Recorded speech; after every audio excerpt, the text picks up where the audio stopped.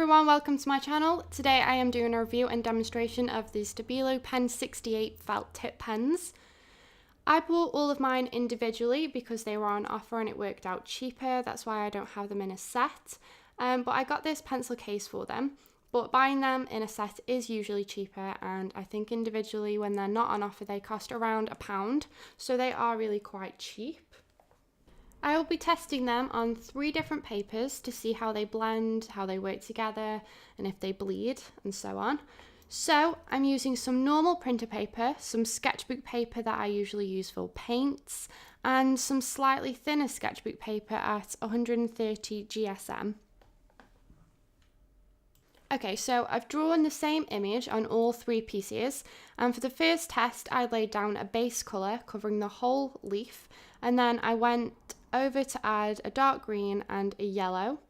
The sketchbook paper was actually the worst, as the colours, they bled into each other and the paper came away as I layered the ink. And the ink only went through the printer paper through to the back, and the other 2, it didn't go through.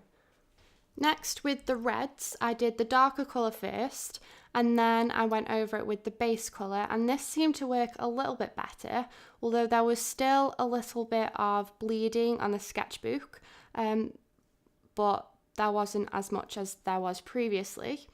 The colours still look separate and vibrant on the printer paper, but on the painting paper, the colours have almost merged into one, and there is just no definition there anymore. For the 3rd and the 4th leaf, I tried contrasting colours, and I did what I had previously done, which was lay down the base, then add the dark, and then I also did the dark, and then I added the base after that.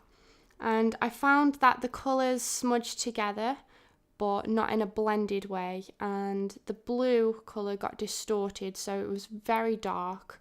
There was a lot of bleeding on the sketchbook paper, but not as much on the others. I also found it hard to get a flat colour, and it's probably because the nibs are hard and there's just no flexibility in them, so they don't layer well as the paper starts to come off as you colour. I think if I use these, it will only be in a colouring book or for writing, and the best paper from the ones that I tested was actually the printer paper.